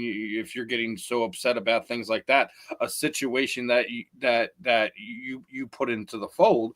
But I mean, I'm hearing you on all of that. Like, dude, like there's a time and a place for that. 1, 2, you're using the fact that you have this giant media machine behind you trying to run Steven down in a way. Dude, you're not the only person that's ever tried to do that with Stephen A. Smith. And like I said, he's, I don't always agree with his takes, but man, like he's 9 times out of 10 spot on. And if he's not educated about something, he lets you know that he's not. He comes back to you when he is educated and gives you where he comes from. So and here's another thing. LeBron James is all-time great. So some he's number 2, some he's number 1. He's definitely top 3 all-time great. He's third. When you talk about sportscasters right now, when you see the Ryan Clarks, when you see the Manuel Achos, when you see the Marcus Spears, right? When you seeing Shady McCoys, right? When you seeing all these guys, they can say it or not say it. Stephen A. Smith showed them I could be myself. Yep. I don't have to switch nothing up. Nope. So when you start seeing all these shows that popped up all over the place, who was the first one to do it? Stephen A. Sitting across from Skip. Then all of a sudden, it's Shannon Sharpe across from Skip. Now you got Stephen A. Smith podcast. You got the Pivot podcast. You got All the Smoke podcast. look, you got the fan in the end, right? We know now, wait a minute. I got to be what? You got to know what you're talking about. Check. You got to be entertaining. Check. You got to be authentic. Check. And you got to be consistent. Check, check, check, check. Because guess what? When LeBron James hangs it up, guess who's still going to be doing games? Stephen A. He's still going. So as great as LeBron is, LeBron, you know how much more famous you made Stephen A. by doing that? You know how much, whatever. They say he asked for $25 million a year from ESPN. He actually, if you think about it, how does Stephen A. not deserve that? Look at he's about to say he's worked. Listen, the highest. He's worked with everybody. He covers every sport. And wait, if anyone's paid any attention to him recently, he's doing more to sports now. Yes, I was about to say. I saw a video. I seen him destroying some Democrats about something. I'm like, whoa! Stephen A. Smith doing politics now. But check this out. Listen, I am in podcasting for something I heard Stephen A. Smith say. He said, I don't do sports because I want the sports world. I do sports because I want the whole world. The whole world come through this door. Everything. And I agree with him. And here's the thing. Not only is he doing the TV, check the numbers, he's the #1 sports show on TV, and it's been that with and without Skip, right? He had Max Kellerman on, and he's still doing it. Here's the thing. LeBron is the top in his industry. Stephen A. is the top in his industry. When LeBron has moved on, Stephen A. he got a podcast, right? You don't think Stephen A. paved the way while LeBron got the shot? It ain't because of Stephen A. But Stephen A. Why is LeBron branching out to do movies, TV shows? Because they understand branding, and my brand has to be bigger than just what I do. Look at Kevin Hart. Why he got iHeart? Why he got Heartbeat Productions? Why do you got Shay Production with Shannon Sharp? If you don't think they're watching what Stephen A. Smith doing and saying, dude, and because Stephen A. go, look, all I got to do is remain #1, and I'm gonna remain #1. I'm gonna remain #1 not because people like me, because people don't like me. Because the people who don't like you, they gonna watch. They can't stand your mouth. So congratulations, Child and Stephen A. have never met him before, but what I hear from him is he's straight up. But they say if he's in your corner, he will do anything for you. So when you start talking about commentating, to me, Stephen A. is what Stuart Scott would have been if he was still alive. If Stuart Scott was still alive, I believe he'll be doing all this stuff. But Stephen A. said, hey, man, Stephen A. said, listen, I will carry on the cool as the other side of the pillow. You know what I'm saying? I would do all that. So shout out to Stephen A. But LeBron, he wrong for it because here's a professional athlete coming at a professional in my job. You finna get ready to do your job. What am I supposed to do? Take my jacket off and swing on you? Fight you? But Stephen A. man, it's all good. You just made national news by trying to make me the talking point. But it's only going to bring more attention to your son who's going to be on the bench and who's not going to play. And he's only on the bench because the head coach and you are podcast buddies. So you get mad, right? But LeBron, come on, man. And LeBron, you're supposed to come out and apologize. Like a professional say, look, man, Stephen A., I was wrong. I don't got to like what you're saying about my kid, but I don't handle it like that. And I say, stop calling. He is your kid. You talking about your grown son, Bronny? I'm just saying, like my kid. And that is his kid. I'm my parents' kid, but I'm not a kid. I have children. Anyway, man, LeBron, he was wrong. Yep. I like the way Stephen A. handled it. Mm-hmm. And you know who was pissed? ESPN. Like, God dang it. Now we're going to have to give him $30 million. Because look, I got the best player of the last 20, 30 years coming at Stephen A. Listen, why he coming? He couldn't pay. You couldn't pay for that type of coverage that he literally just got. Beautiful. Listen, that is beautiful. Shaq and Ernie and Kenny and Chuck and Kenny Perkins. Perkins and all them. You know, all them commentators do basketball. Like, what the hell wrong with LeBron? LeBron wanted to confront him because what he said about Bronny. Speaking of wrongs, before we wrap this up, we have we're gonna kind of debut our Troupe's tales, and Ben Troupe has his own little story of a Karen experience. So I'm gonna let you go big on this one, and you share the people your little experience with a Karen. What's up, my good people? This is being Troupe from the Fan in the End, and every week I'm going to be giving you some Troupe tales. Just talking about my experiences. We was talking about Karen's, aka I want to see the manager, aka do you know who I am, aka we don't care. Well, I have a nonprofit called The Uncommon Crew. That's The Uncommon CRU, creating a real unit uncommon way. One team, one fight. We all we got. We all we need. Every Tuesday, I go back to my hometown of Swainsboro, Georgia. We have our Uncommon Crew Tuesdays. We always try to do different experiments with these young men. Yesterday, we did this thing called the Let Go experiment. We basically took some real places you eat off of, real ones, not the plastic ones that cost 50 cents, the real ones. They had to write Let Go on the inside. They had to put a circle around it and had to write all the things around they need to let go. And basically, we go in front of a wall and they let it go. They smash it. They say what they have to let go and they smash it. Well, we smashing the place up against the wall. All of a sudden we hear, what are you guys doing? I look over and there she is, Miss Karen. And she's like, what are you guys doing? And I'm like, well, see, it's pretty obvious, ain't it? She's like, and so she said, well, she asked me, where are you from? I'm like, Swainsboro. Well, what is this? An organization for who? Boys ages 12 to 18. What is it called? The Uncommon Crew. So I'm telling her what I just told y'all. But then she hit me with it. Well, what if I call the police on you? And I say, well, call them. She said, did you hear what I just said? I go, yeah. She said, what if I call the police on you? I said, call them. So this is what happened. She got on the phone with somebody. Mind you, no, this is what killed her whole argument. She says, I said, don't worry, I'm going to get all this up after they get through smashing it. And how would she know? I just happen to have a broom, I happen to have a dustpan, and I happen to have a trash bag in my hand while the young men are doing it. She's on the phone with somebody probably telling them, I don't know if it's the police officers, I don't know if it was her son, daughter, giving them the whole night. She's giving them the 411, which is supposed to be the 911 call of what we're doing. But I'm starting to get everything up. So what is her argument? You think we're gonna smash a whole bunch of plates in a public building on a public building's wall, which happened to be the same place we do our stuff at? Karen said, I'm gonna call the police on you. And I said, call them. She said, did you hear what I said? I'm like, did you hear what I said? Call them.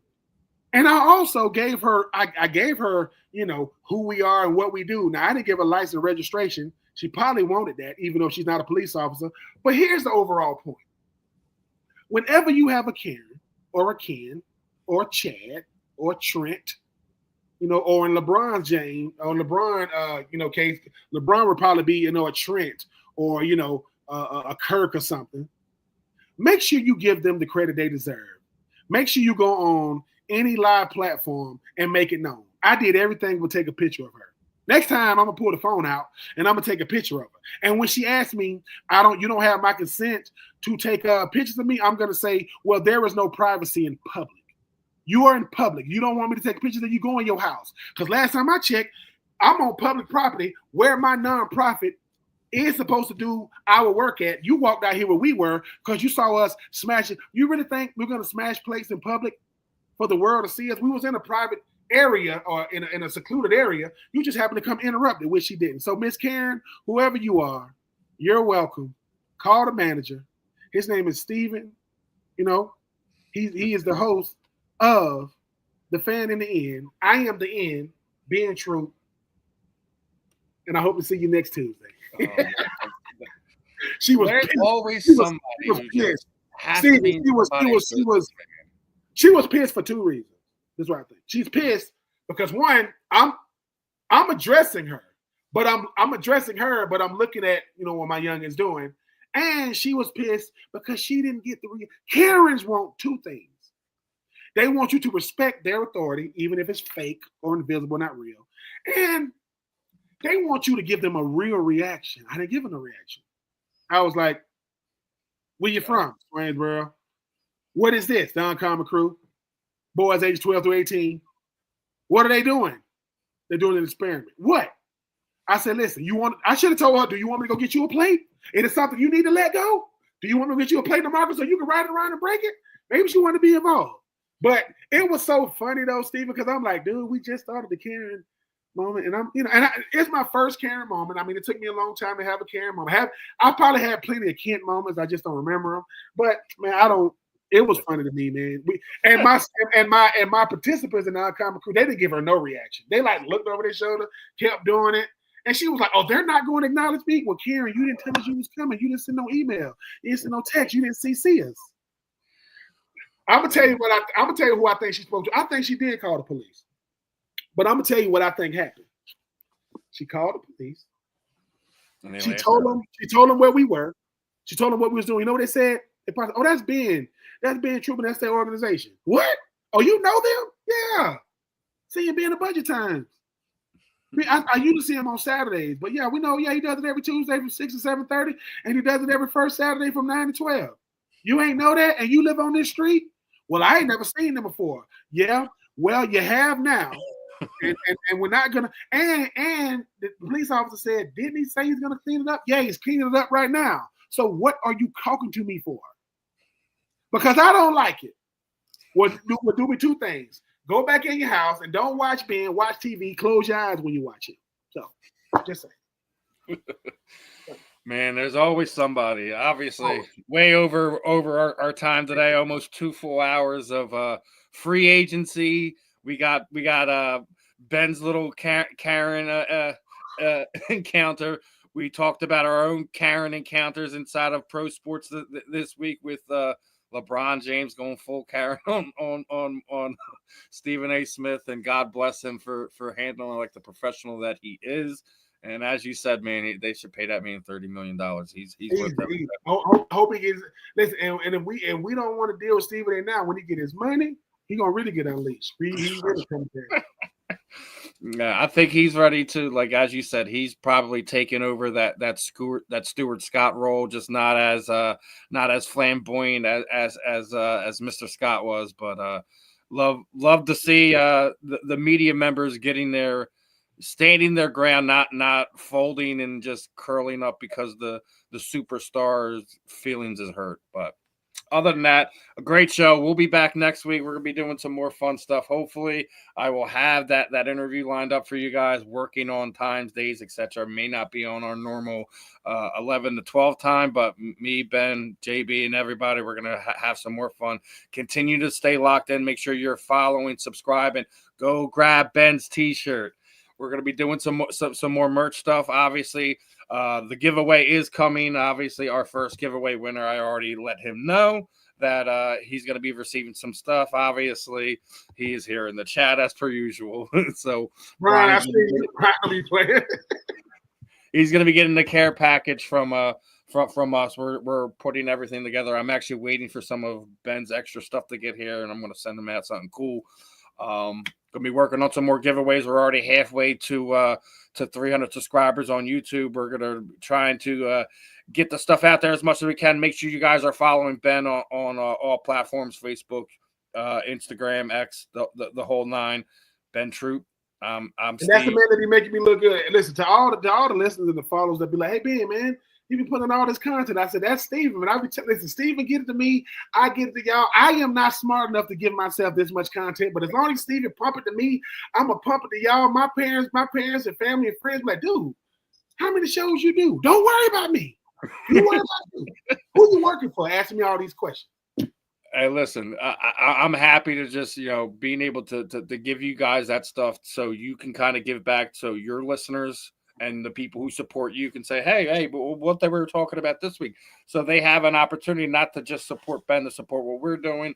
And, that's just the way the algorithm world works anymore, is everyone wants to catch these shorter versions of this stuff anyway. So try to pick and choose some moments where Ben's talking and having some fun going through some stuff. We're gonna always be posting that stuff out. So guys, make sure you're following us on our personal platforms. Make sure you're checking us out on the Just Blaze clothing accounts as well. Like I said, a lot of fun stuff coming up over the next few months, regardless of when we start to hit the dry spells after the draft and everything like that. Between me, Ben, and JB, we will come up with some fun stuff. We're guys engaged. Yes. And, again, like, subscribe, smash those notification bells, and show your love on all the platforms. Other than that, I'm Steve. That's Ben. This was another episode of The Fan in the End, and I will see you guys next week, guys. Have a good one.